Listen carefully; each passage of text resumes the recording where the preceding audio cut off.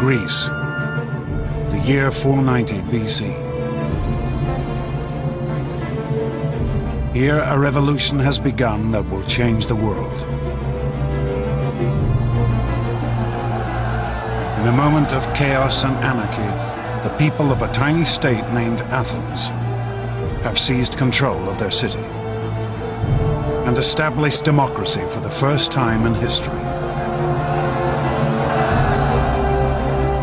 But now this tiny state will face a greater challenge. Athens will be pitted against the greatest power of the day, the tyrannical Persian Empire.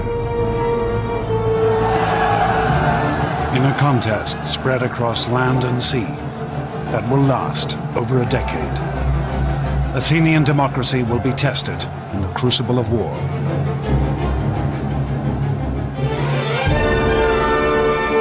This is the story of an extraordinary moment in history, and of two men who would change the course of civilization.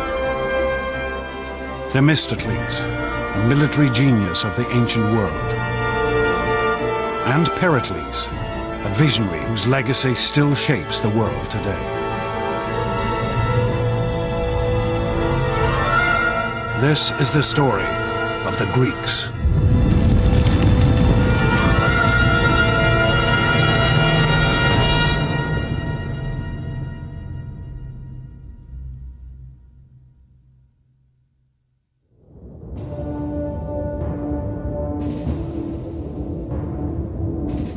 (490 BC).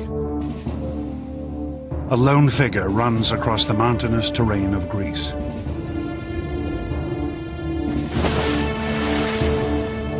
His name is Phidippides, citizen of a tiny democracy named Athens.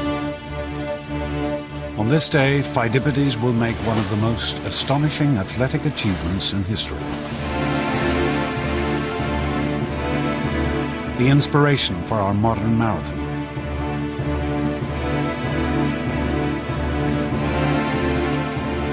But Phidippides' quest is not for glory, but survival. His homeland is about to be conquered by the mighty Persian Empire.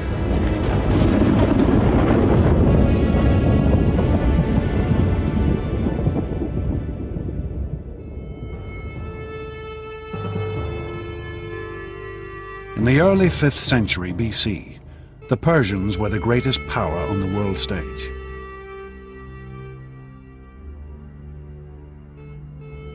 Their vast empire stretched from India in the east to Turkey in the west. Now, out on their western frontier, the tiny state of democratic Athens was gaining power. This was a threat that the Persians would have to destroy. The Persians lived in a culture of unbending tyranny. At the head of their empire sat Darius, known to the Greeks only as the Great King. Suppliants had to cover their mouths in his presence just to avoid tainting the air he breathed. For Phidippides and the democratic Athenians, conquest by Darius and the Persians would mean the destruction of their entire way of life. There is a huge cultural difference between the Greeks and the Persians. The Greeks are a people who emphasize freedom. The Persians would put far more emphasis on obedience. It's a struggle between freedom and slavery.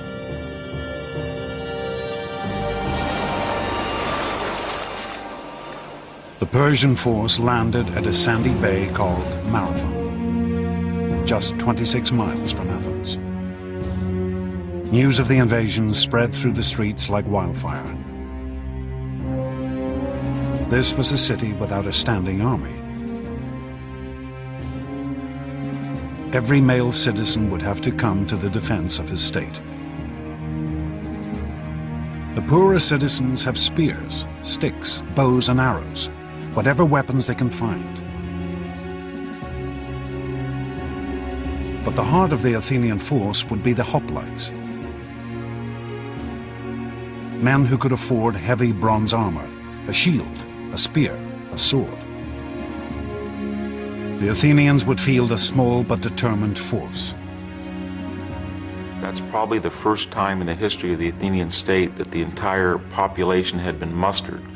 And for them to field 10,000 hoplites out of a citizenry that might have only been 20 or 30,000, it's a level of involvement that's astounding. But as they faced the Persians on the battlefield, the Athenians held out little hope of victory. They were outnumbered by 2 to 1.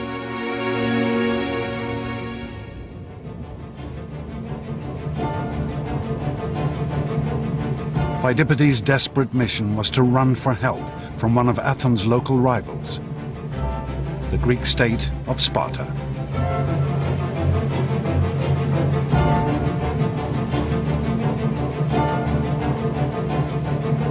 Even as he ran, Pheidippides must have imagined the horror that his fellow Athenians now faced.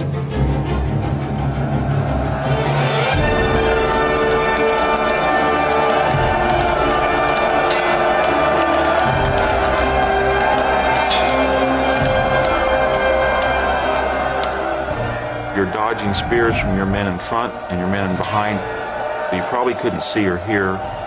All you would feel would be pressure.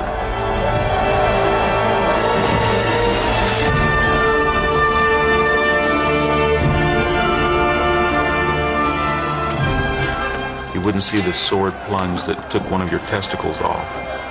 You would not see the spear thrust that took your head off. You would have no idea what was going on, just the momentum that carried you ahead.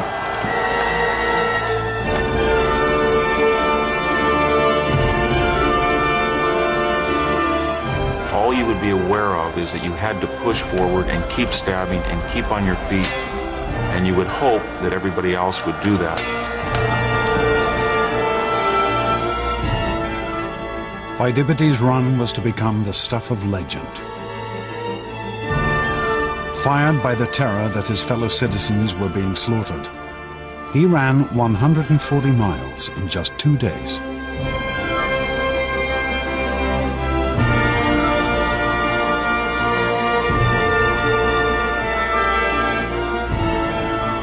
But Pheidippides' quest would end in failure. Help would be refused. He was left only with the knowledge that his fellow Athenians would have to fight alone.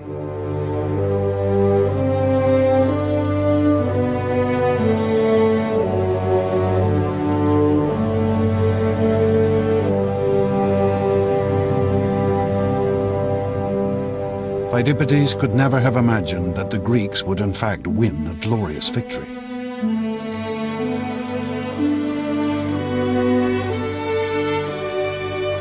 The Athenians had rushed at their foe in a headlong charge. And the Persians had scattered in the face of their assault.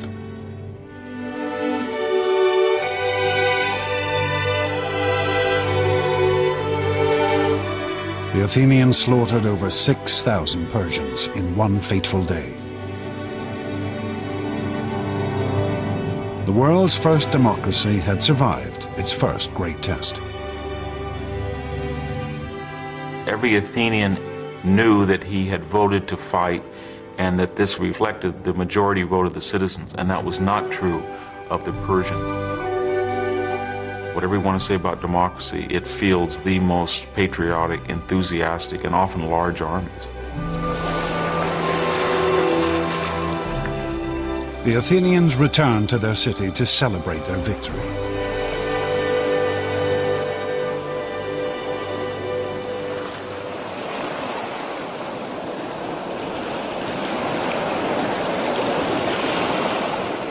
But amongst them was one for whom the war with Persia had only just begun.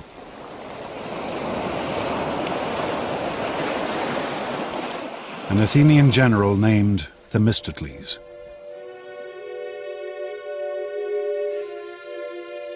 Themistocles had fought on the battlefield at Marathon.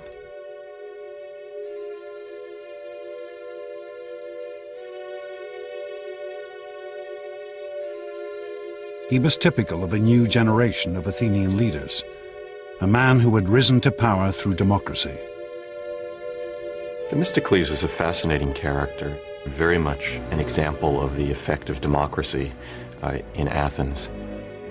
It's relatively clear that he doesn't come from the inner circle of the landed aristocracy that traditionally had ruled in Athens. There were stories told about his feeling rather touchy about the fact that he hadn't had a traditional aristocratic upbringing, for example, in music and poetry. In fact, that might have given him a spur to show that he could do as well as someone who had gone to all the right schools, as it were.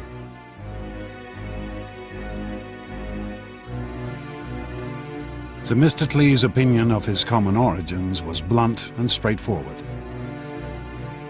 I may not know how to play the lyre or flute, but I do know how to make a city great. Themistocles had learnt the skills of leadership here, the Democratic Assembly of Athens. Here, any Athenian could stand before his fellow citizens and try to convince them to follow his leadership.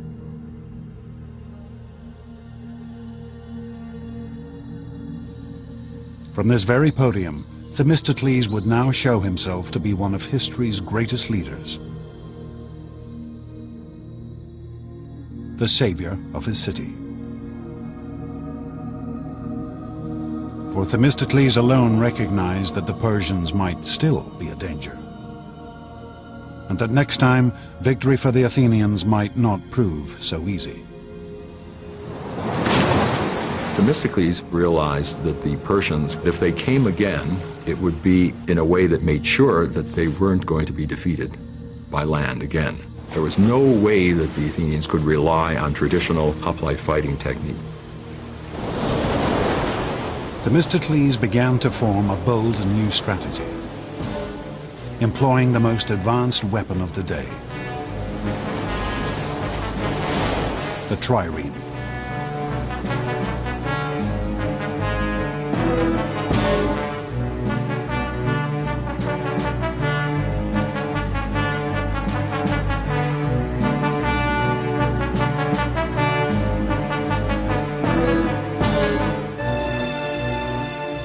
Triremes had been developed by the Greek state of Corinth, the ancient world's finest shipbuilders.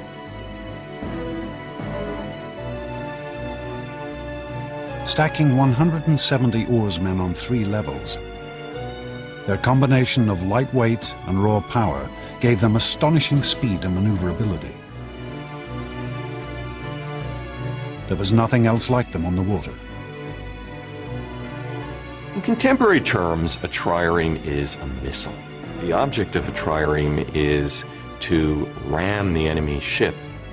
It is a very narrow, very light, very sleek, and very fast weapon. But these triremes were also exceedingly expensive. And Themistocles' vision of a vast Athenian navy might never have come to pass if it had not been for one stroke of luck.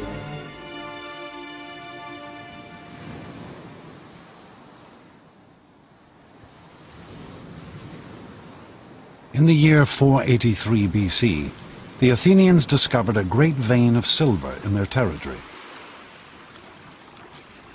worth 100 talents, a vast amount in the ancient world.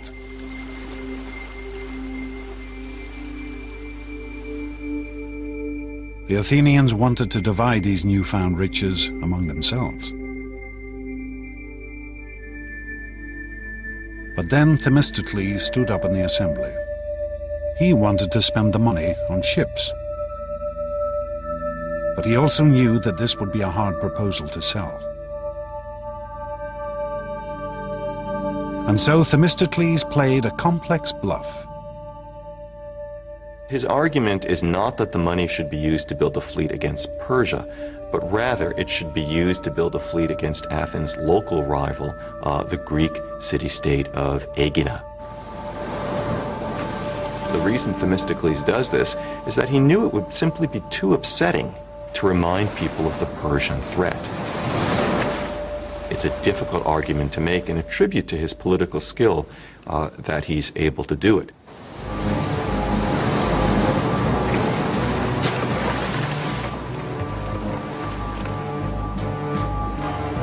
Themistocles convinced the Athenians to build the greatest naval force in Greece. And not a moment too soon.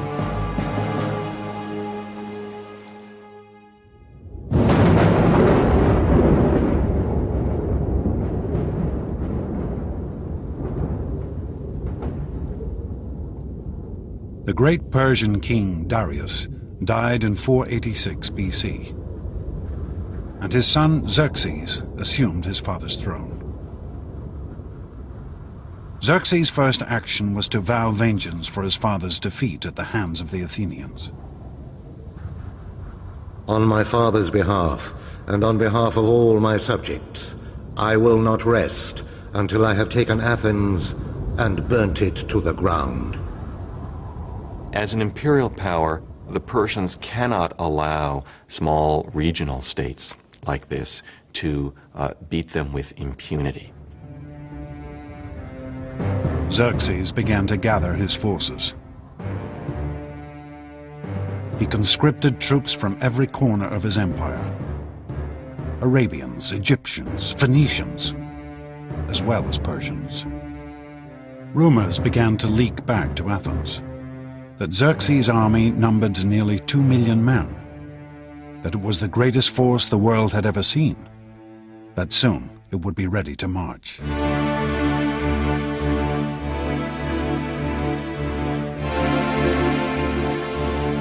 And then finally, in the spring of 480 BC, news reached Athens. The Persian army had set out for Greece.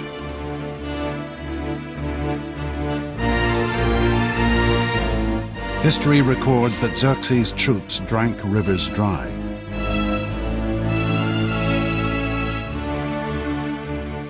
Trampled fields to the raw earth,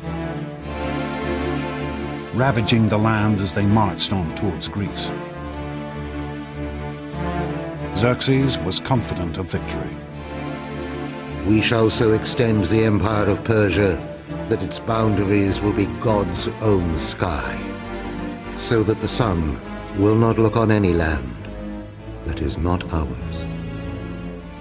When the Greeks realized that the Persians were invading again, terror gripped the whole country.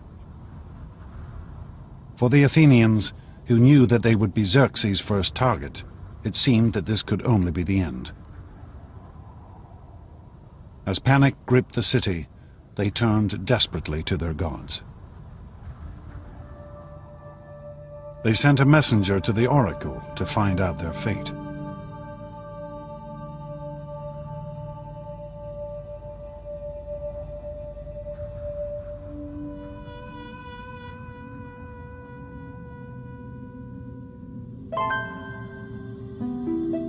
Here, high in the Greek mountains, can still be found the site of Delphi, the most famous of the Greek oracles.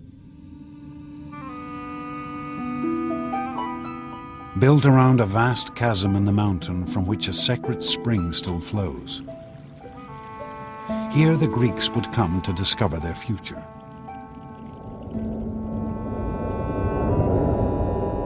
They would ask questions of the Pythia, the mysterious priestess who spoke with the voice of the god Apollo.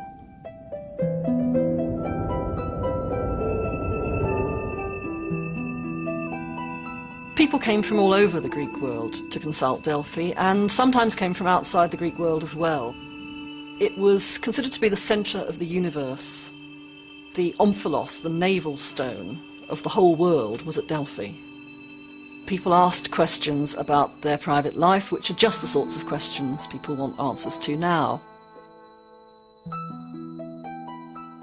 Archaeologists have discovered copies of the questions asked of these ancient oracles. Has Aristos stolen the wool from the mattress? Hermione asks, "What should I do to have useful children?" But as the Athenians walked up this path 2,500 years ago, their question was simple and grave. What could they do to save themselves?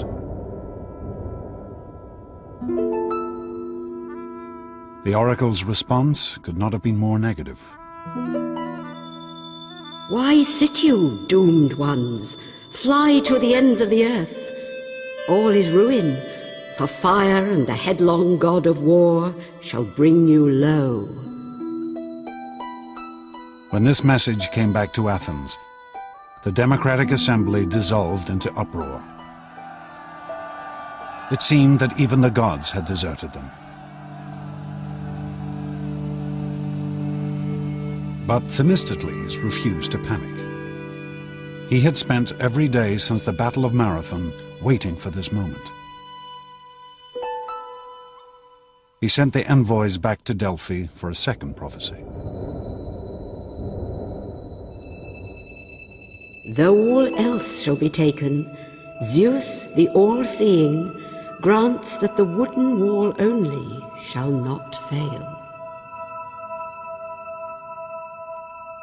Argument raged as to what this wooden wall could be. Some said it meant the stronghold at the center of Athens, the Acropolis. But Themistocles had a different idea. He read the oracle and he insisted that it had a different interpretation. He said the ships are the wooden barricade which are going to be the key to our success. Themistocles' plan was daring. Avoid a conflict on land and fight the Persians at sea.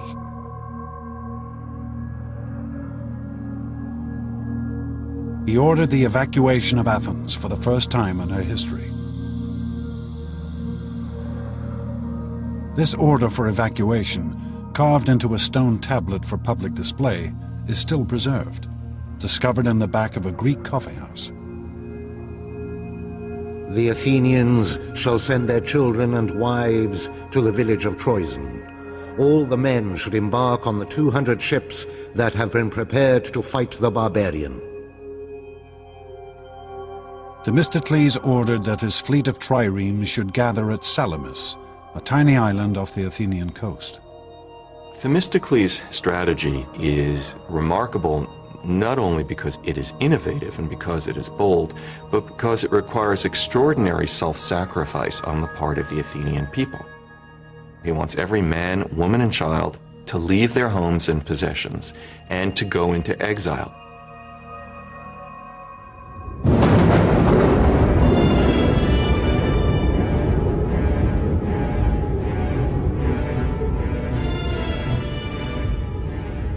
With Athens abandoned, Xerxes' mighty force entered the city.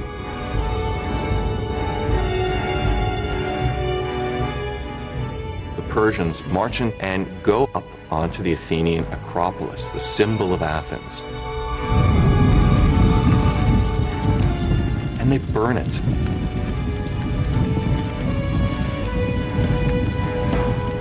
They burn the temples to the ground. Then you can see the smoke rising from Salamis. This would have been a devastating sight and a humiliating one. They would, in short, have seen their country occupied by a fearsome foreign invader. Surely they would have wondered if they would ever be able to go home again.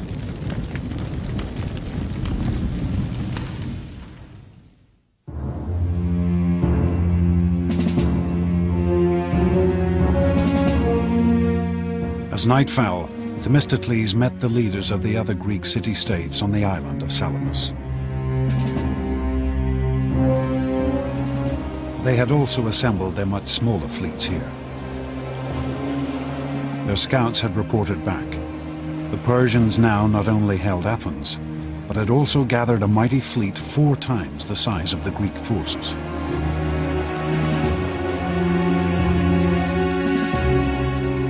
But Themistocles' plans were laid. Themistocles sticks to his guns, and his plan is to defeat the Persians at sea. He wants to fight in this narrow body of water between the island of Salamis and the Athenian mainland. The trick is going to be to get the enemy to fight there, because the Persians aren't stupid. Themistocles sent his servant to Xerxes with a seemingly traitorous message. The Greeks are afraid and are planning to slip away. They're squabbling with each other and will offer no opposition. You have at this moment an opportunity of unparalleled success. So eager was Xerxes for a crushing victory, he was happy to believe Themistocles' ploy. Xerxes marshals his admirals and they embark and they spend the night rowing. They send a contingent along the eastern defile, the strait there. They try to block up the straits.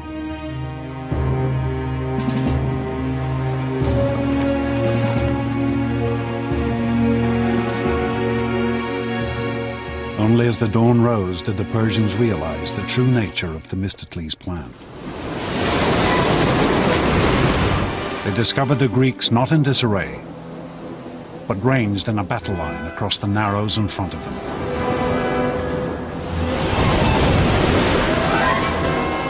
The Persian fleet had been lured so far up the straits that it had no room to maneuver. The powerful Greek triremes bore down on them without mercy.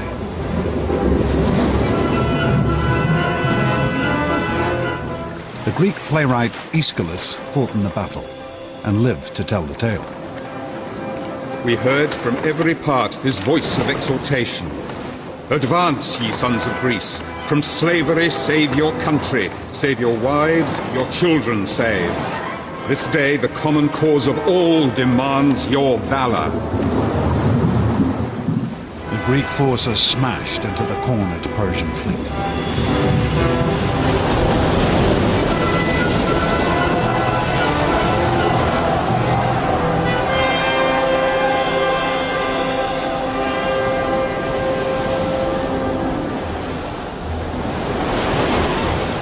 Xerxes himself watched the carnage from his golden throne placed on the shore.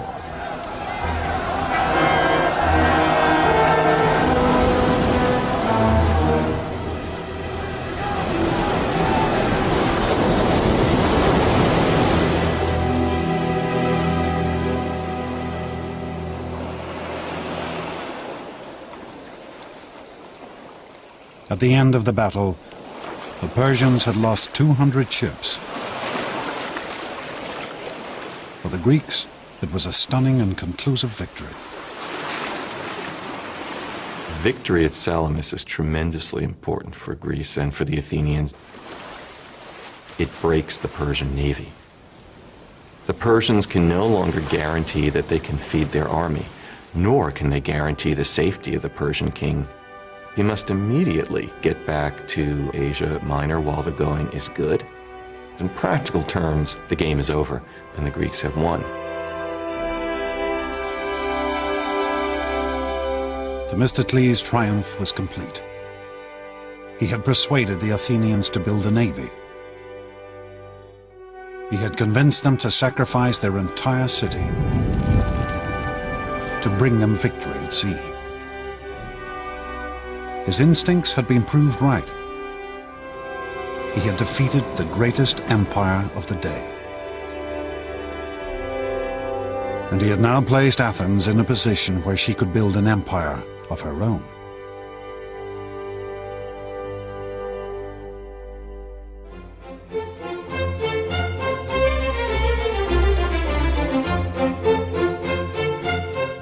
After the years of conflict, this was a new dawn for Athens.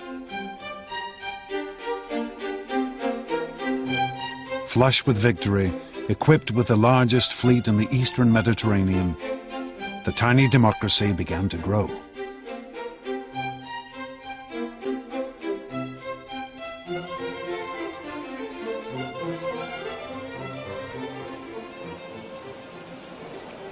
The Athenians are going to have naval superiority in the eastern Mediterranean, and that is how great their victory over the Persian fleet is. And this has a momentum of its own.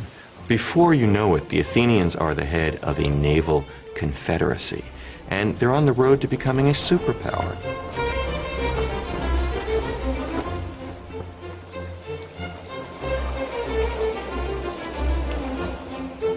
The Athenians founded the Delian League,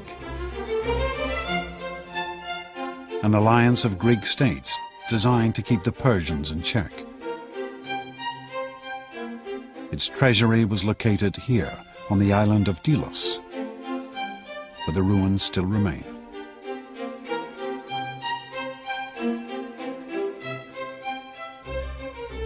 By 450 BC, this league had more than 200 member states, but Athens was the undisputed leader.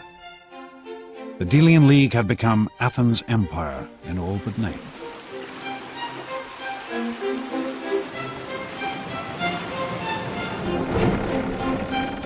And Athens' naval supremacy also gave her economic power.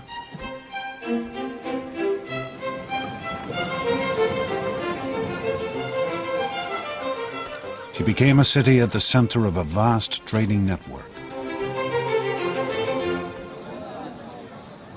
Goods from all over the Mediterranean flooded into her harbors.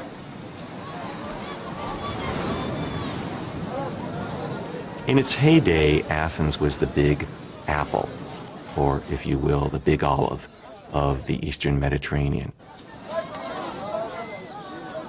Constant coming and going of traders. The wharves would be busy, full of people in a cacophony of language.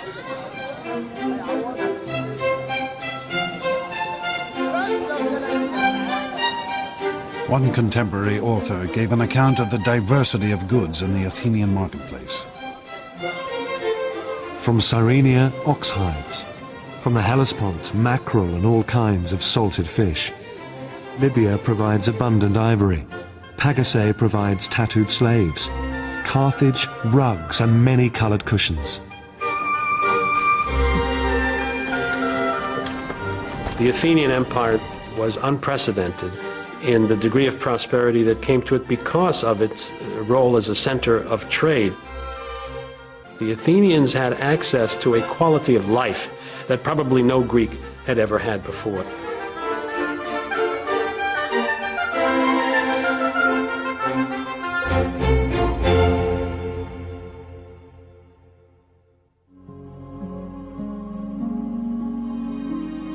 Athens' rise to economic and political supremacy occurred at lightning speed.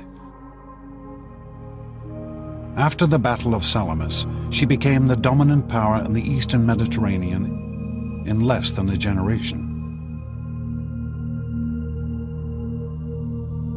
And at the city's heart still lay her unique system of government, democracy. A system of voting using pebbles, olive leaves, or the show of hands that decided every aspect of the city's government.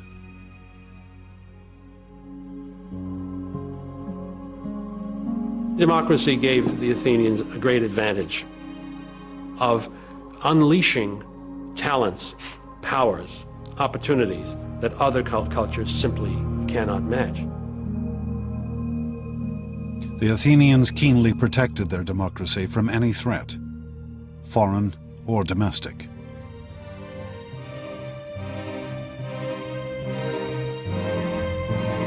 Once a year, each citizen could scratch the name of an individual onto a shard of pottery, known as an ostraca,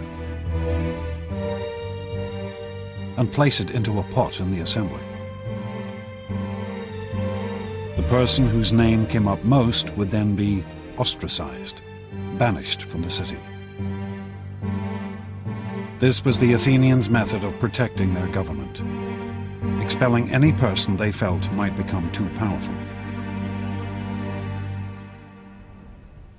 But Athenian democracy could turn on any citizen, even its greatest war hero. Themistocles now found himself under attack. The threat was gone now.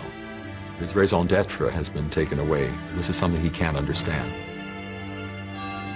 Themistocles reacts perhaps in an uncharacteristically crude way, he reminded the Athenian voters of what they owed him. Voters don't want to be reminded in any period of what they owe to their politicians. They want to be told what their politicians can do for them. The Athenian people turned on the aging politician.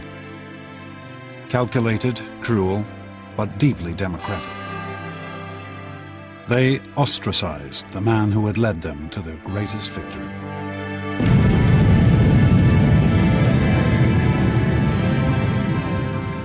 Themistocles was ostracized, I believe, because he was simply regarded as having gotten too big for his boots.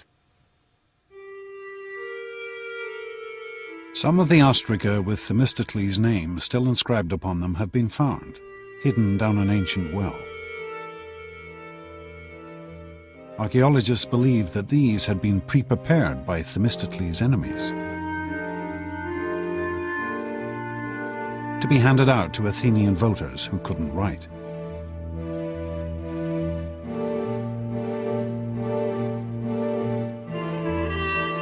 Themistocles never recovered from this humiliation. He was to spend the rest of his years wandering from state to state, finally dying in exile in Persia, the country whose defeat had been his greatest triumph.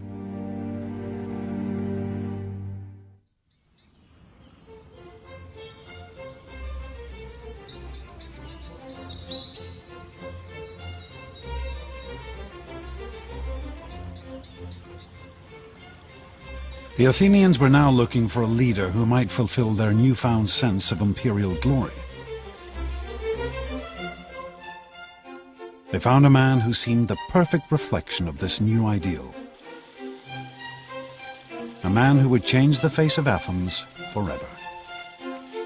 A man named Pericles.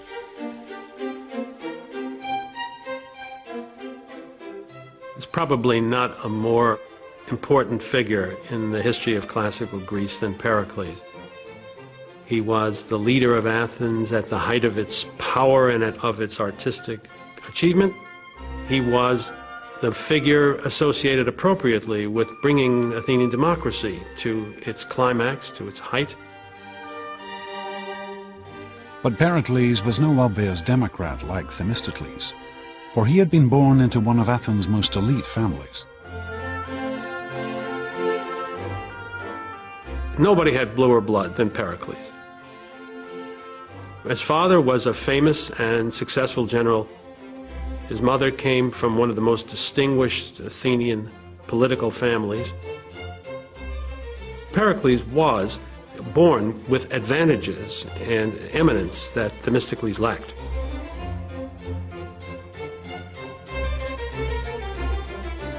And perhaps because of his aristocratic origins, Pericles knew what the people of Athens now wanted. A city fit to rule an empire. It seems clear that Pericles had in mind to create a city whose greatness would be admired by the people who lived there, by everybody else in the Greek world, well into the future.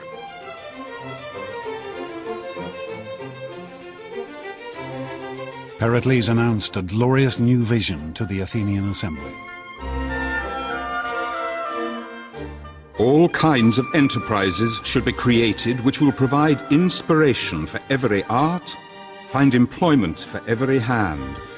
We must devote ourselves to acquiring things that will be the source of everlasting fame.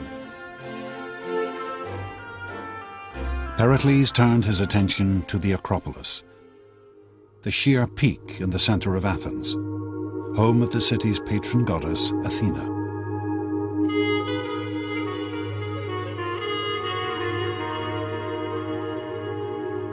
"20 years earlier, the Persians had burnt down the temples that stood here. Ever since, the Athenians had left these ruins untouched, as a memorial to those killed in the war.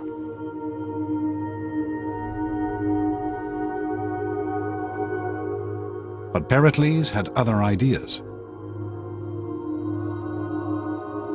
He proposed a massive reconstruction plan. At its center would be a new Parthenon, a temple to Athena, and it would be one of the most astonishing buildings of the ancient world.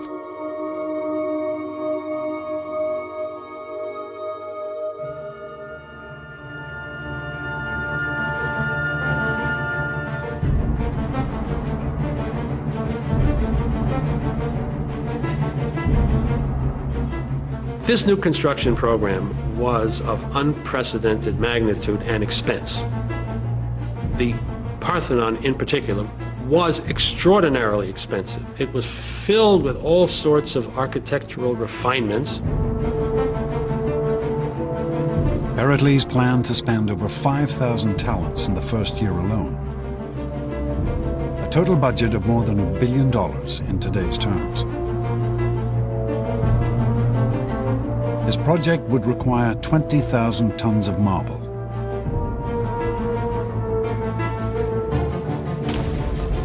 The Athenian quarries at Mount Pentelicus, just outside the city, resounded as hundreds of workmen traced out and carved great blocks of marble from the mountain.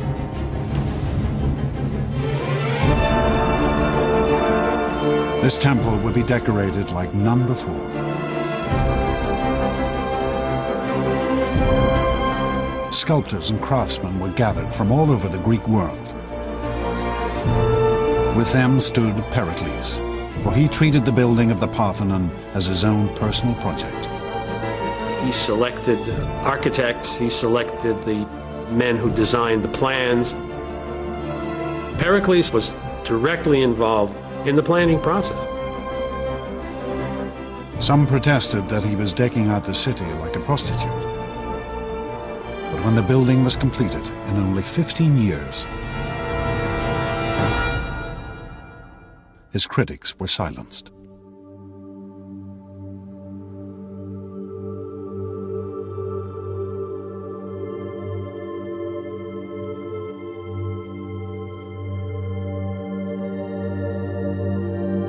The Parthenon was and still is the most glorious symbol of Athens' empire.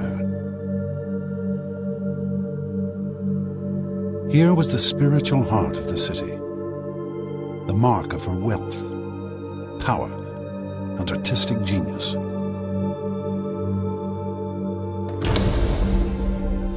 When you first came through the door, you'd have been just stunned. You'd have been confronted immediately by an enormous 40-foot-high statue of Athena in gold and ivory and studded with jewels. I think the impression of a statue of that size and with that kind of dressing must have been truly overwhelming.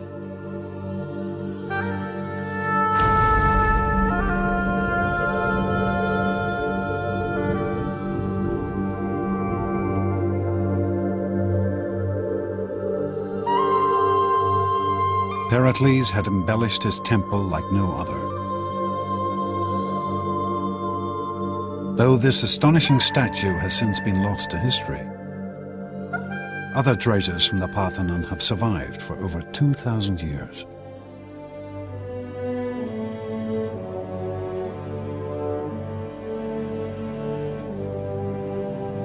The most famous is the Parthenon frieze, a 500-foot-long stretch of carved marble which ran around the inner wall of the temple.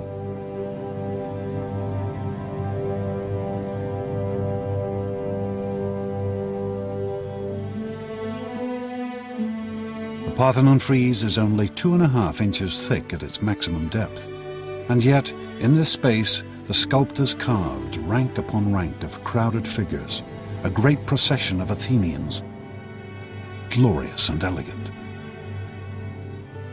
Here Pericles offered his fellow citizens a vision of themselves and their democratic state at the height of their glory. Democracy itself becomes heroized in that monument. It's a very democratic thing that wants to include all those citizens who participated in beating off the first great threat to democracy, which was from the Persians. These are ideals to which you can aspire.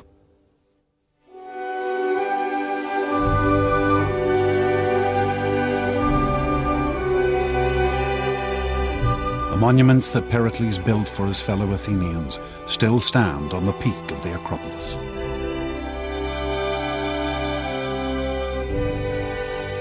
They remain the most striking legacy of classical Athens, of one of the great empires of the ancient world.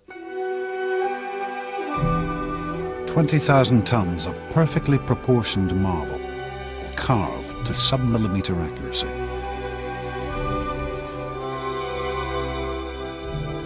The entire structure of the Parthenon is subtly designed to compensate for optical distortion. There isn't actually a single right angle in the entire temple. Pillars swell, the floor is curved, all to give the appearance of perfection. It is an astonishing testament to the achievements of Athenian democracy.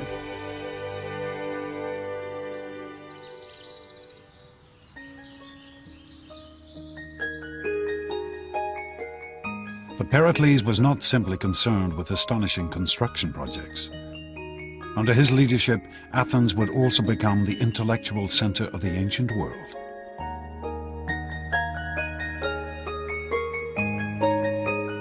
The traditional center of Athenian upper-class life had always been the symposium, or dinner party,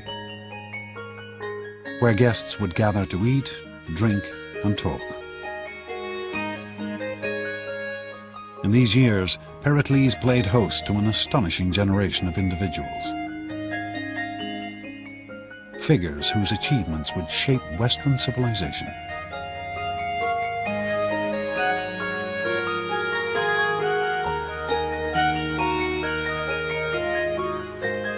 Pericles was remarkable in that he associated with the leading minds of his day in just about every field of endeavor.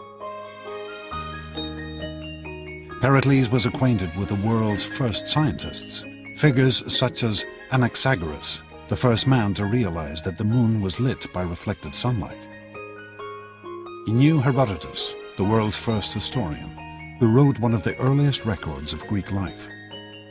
And poets and authors such as Aeschylus and Euripides, whose works are still standards of world literature. Pericles was well aware of his city's stature. Our whole city is an education, for our citizens excel all men in versatility, resourcefulness, and brilliance. Even Pericles' partner, a woman named Aspasia, was unique and distinguished. Pericles had divorced his wife and set up home with a foreign woman, a woman whose occupation was hardly to be expected. For Aspasia was what was known as a hetaira, Greek for a companion. Yes, she was, in a technical sense, I guess, a prostitute, but she was more than that, a woman of charm, of style, of intellect. She really was very extraordinary. She had an extraordinary mind. This relationship caused scandal throughout Athens, not just because of Aspasia's profession, but because Pericles treated her as an equal, something deeply unusual in 5th century Athens. One of the things that created such a stir was that Pericles had her participate in conversations that he had with some of the most important individuals with whom he talked. There's jokes to suggest that Aspasia actually was the person who wrote Pericles' speeches. Pericles and his circle were to become one of the most famous and influential groups in Western history. But in 5th century Athens, the highest achievements of art and culture were not restricted to the elite.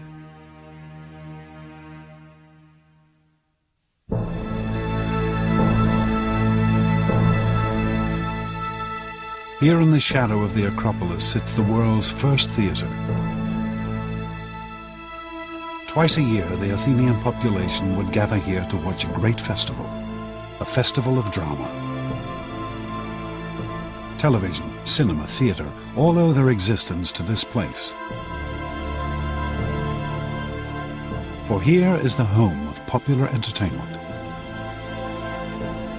There's one huge difference between the ancient theatre and our own, and that is that it was incredibly noisy. We hear stories of how when they didn't like a play, the audience booed and they hissed and they actually got actors driven off the stage. But there's other stories that showed that when they were going with the story and deeply involved in it, they actually all collectively burst into tears. The favourite tales of the Greek stage were called tragedies. These were stories as shocking as a contemporary horror movie. The tragedies told stories of great men falling from their heights, losing everything they owned. Greek tragedy shows human beings, however able, however brilliant, however intelligent, quite unable to alter the destinies which have been decreed for them. These tragedies have fascinated audiences ever since. This 19th century painting shows the story of the mythical ruler Agamemnon, who was murdered by his own wife. Another tragedy told of King Oedipus, who gouged out his eyes when he discovered that he had married his own mother. These Athenians, natives of the greatest city in the ancient world, seemed to revel in seeing how frail greatness could really be. I don't think we can use Greek tragedy to tell us exactly what happened in reality. It's not a document of Athenian social life. But what it does do is take us directly and immediately into the psychological heart of those Athenian men. The kind of dreams and fantasies and fears and imaginary scenarios that they came up with in the theatre have to tell us just as much about them as any document of everyday reality could. Theatres were built in every major Greek city, in Sparta, Corinth, on the island of Delos, here in Delphi. Athens was the heart of a cultural revolution that would spread across the Mediterranean and echo around the world.